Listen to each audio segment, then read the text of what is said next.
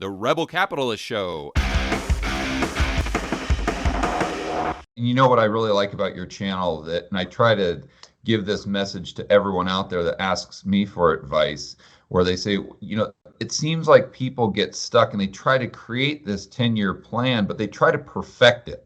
And I noticed with your channel, what we see today is not even close to what it was 3 years ago than what it was at the beginning. And it's just a great example of how people need to take action first and foremost and just throw stuff up against the wall, see what sticks, and continue to iterate. How did you make that work with your channel? Did you have a big advantage from your experience of being an entrepreneur prior to that?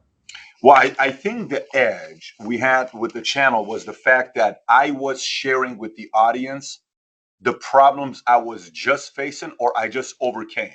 Kind of like, hey, 20 ways to raise money. Why am I doing a video on raising money? Because I just raised $10 million. I would do a video. Right. Here's how I raise money. Hey, how to hire and fire people. Here's why, because I just went through it. How to gently fire somebody here, because, okay, how to ask for a raise. Why? Because 5 of my employees asked for a raise. So everything I was experiencing, I was creating content through running a business. And people who are running businesses said, I relate to that. I'm going through that. Oh my gosh, that's me. This is me. That's okay. So there was a level of connection based on my experience. There's a lot of YouTube channels out there that read 50 books or read 200 books and Think and Grow Rich, and Rich Dad, Poor Dad.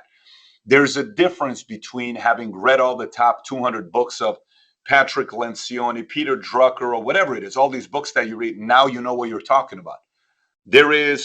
I talk about the T theory, and to me, T theory is about folks who are, they share their theory. So example, you got 3 different types of mentor.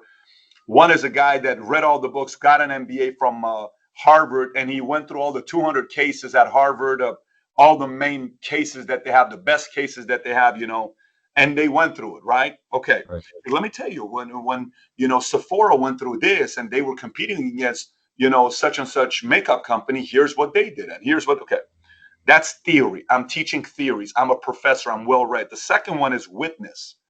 Witness is somebody that worked under Bezos and they witnessed Bezos go from zero to where he is today. Witness is somebody like Patty McCord, who was the chief, she was a main HR person over there, whatever the letter would be. She was the number 1 HR person over there. And so she worked with Reed Hastings for 14 years. So she saw how Netflix went from zero to God knows what it is today. So she shares with you.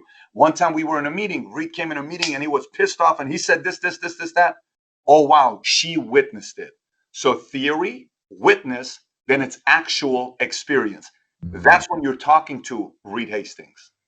That's when you're talking to Elon Musk, right? So I knew the edge that we had to create of our content couldn't be theory, couldn't be witness. The ultimate one is experience, because experience also has witnessed other people and also has his own theories based on books he's read and whatever form of education that he's had or she's had. So, we wanted to kind of be a different model where we kind of shared that stuff. And then obviously it evolved into interviews and money and different kind of things that we did. And, different audiences showed up. But it started off with strictly entrepreneurial content about business. Yeah, right.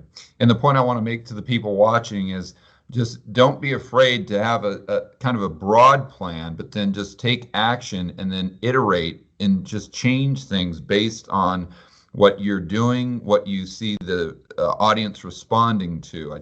I see so many people get the paralysis of analysis, where they try to think through things for a year or two prior to doing anything, where they could have just taken action. They could have created videos, they could have created content, and they'd be so much further ahead.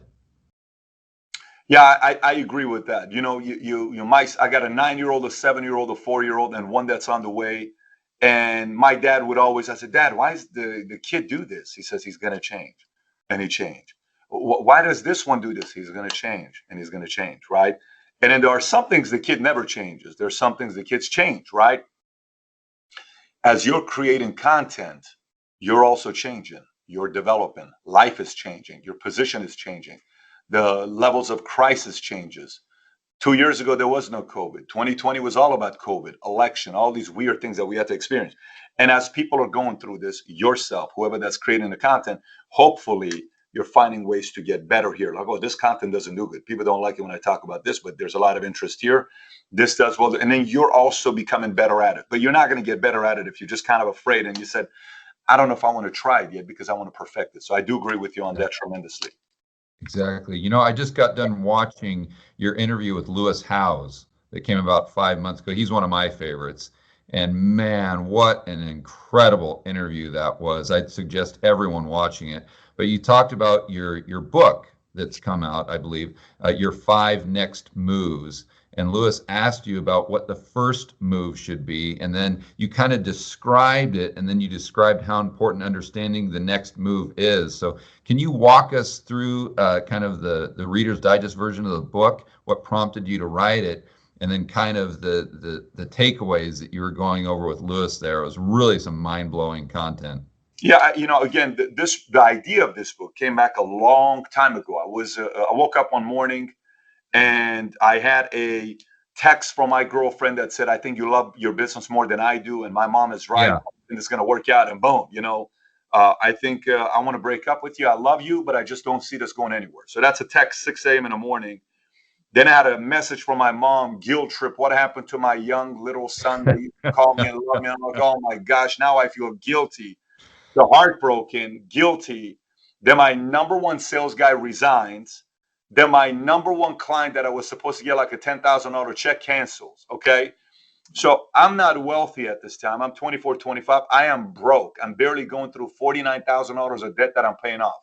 So I lose my girl. I have guilt. I lose my best guy and I lose my best client. So I woke up in the morning and I said, man, what the hell do I do first? Do I call my mom and say, Mom, I'm sorry, and send her flowers and teach her that every single time I don't call her, she's going to make me feel guilty the rest of my life? Do I call my girl and beg her to be back and I won't work as hard and compromise my dreams? I don't know about that. I mean, maybe this is just a not the girl for me, but I love her, but she's beautiful, but everybody thinks she's drop dead gorgeous. Maybe all these judgments, right? And then I said, what would the best guys do next? What would be their first move? And from that moment, I always wanted to figure out what is my first move that I make, then second move, then third move, then fourth move. A lot of times people have the right ideas. They just don't make the right next move. They don't make the right next move. They don't make the second best move. So the book was put together in a way for anybody, whether in the business world, you're an executive, CEO, founder, or just somebody that's a driven person, to sit there and say, hey, if I really want to live my life, what do I do next? And, the 5 steps are clearly put there in the book for you to know exactly what your next 5 moves need to be. And then you talked about how important sequencing is. Can you explain that? That's probably the ultimate, because sequencing. Okay, say you want to be the president of the United States. Let's just say that's your dream, and you're 28 years old right now, and you'd like to go and pursue that at mid-40s, hypothetically, 45. You're going to go, sit there and say, I want to be president one day. Okay, let's solve for that. So what do you need to do first? Number one, I just got out of school and I have my JD. Okay, good. So you're going to go the lawyer route, the Obama route. Maybe, you're going to go because he was a constitutional lawyer. Lincoln was a lawyer. So, okay, I'm going to go the lawyer route. Great. So now you got to go and work for a law firm. Okay, I got to make the right connections. I got to go win. I got to find the right girl that I love, but also same time, one day she has also her own strengths to pull me up. And then I got to go get connected in a local community, maybe give a few talks, speeches, start reading the right political books where I can see the debates. Maybe I got to watch 100 of the best debates election-wise ever. Nixon, Kennedy, the first one. Maybe I got to go watch the Bush debate. And then afterwards, I got to get a mentor. I got to get an advisor that can kind of shape my mind. I got to get into some small meetings where people are impressed by me. And then I make some money. I become successful. I create some content. I do what I'm doing. And then at 45, I run for Senate. And then I'm a 1-term senator, maybe 2-term senator. At 53, I run for office. Great. So sequencing is, what do you do now as the 28-year-old lawyer who's making 120 grand a year and is single and is living in an apartment complex, right? What do I do now, today? What do I do now? Whoever comes out with better sequencing, of course, you're going to have luck to add to it, because as you're going through it, additional things are going to happen. But sequencing is the secret sauce to eventually getting exactly what you want. So you'll sit there and you'll write it out. move number one, I'm going to do this. No, I'm going to do two. Now, no, I'm going to do four. No, I'm going to do seven. Oh, then you can move 22 is running for office. But what's move one? That's a game, by the way. That is a beautiful game. And believe it or not, most of us sequence all the time. We just don't think about it or pay attention to it. Now this makes it official. Now actually you write it on a piece of paper. So every time we have a problem with the company and we'll go on a board, and I just got, by the way, I was 9 minutes late to your deal because I was speaking to a board member. So when I said bye, that was a board member that I just spoke to, former CEO of a $100 billion company. So we'll get on a board call, or we'll go on the board and, the war room, we'll start writing, what is the problem we're facing? How big is the problem? Who's involved? And then we'll say, so what do we need to do next? Who do we need to call first? What contact? What lawyer do we need? Everything is sequencing, everything. The best people in business, the best football coaches, Belichick, he's a sequencing guy. The best generals in the military, I guarantee you, they're sequencing guys. General Mattis, he's a sequencing guy. You look at the Jacksons, the Phil Jacksons in the world, sequencing guy. Sequencing is an art, and very few think about it. Most people don't think about it. Few think about it, and those who do eventually get exactly what they want. Almost always get exactly what they want.